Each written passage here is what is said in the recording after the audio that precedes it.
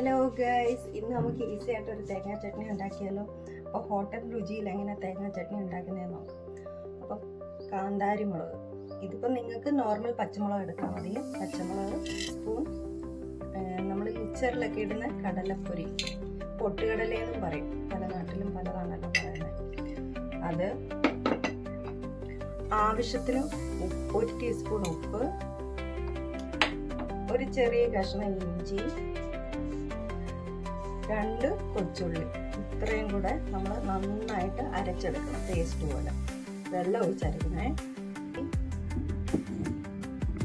Guys. അപ്പം നന്നായിട്ട് ചട്ടി ചൂടായിട്ടുണ്ട്, എണ്ണ ഒഴിക്കുക.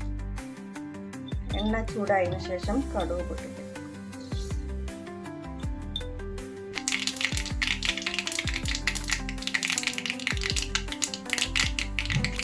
കടിയെല്ലാം പൊട്ടിയതിന് ശേഷം 2 കൊച്ചുള്ളി, ശകലം കറിവേപ്പില, ഒരു വറ്റൽമുളക്, ഇത് 3 കൂടെ. നമ്മൾ ചട്നിയിൽ കടലപ്പരിപ്പ് ചേർക്കുന്ന ഹോട്ടലുകാരെല്ലാം അങ്ങനെ ചേർക്കും. അത് ചട്നിക്ക് കൊഴുപ്പ് കിട്ടാൻ വേണ്ടിയിട്ടാണ്. ഉള്ളിയൊക്കെ നന്നായിട്ട് മൂത്ത് കഴിയുമ്പോൾ നമുക്ക് അരപ്പ് ചേർക്കാം. ഈ സമയം ഗ്യാസ് ഓഫ് ചെയ്ത് എന്നിട്ടാണ് ചേർക്കുന്നത്.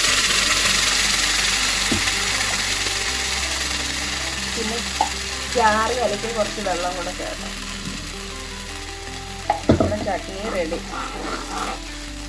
ഗ്യാസ് ഓഫ് ചെയ്തിട്ട് ചേർക്കണം ചട്നി, അല്ലെങ്കിൽ അരപ്പ് ചേർക്കാവൂ, അല്ലെങ്കിൽ അത് പിരിഞ്ഞു പോകും.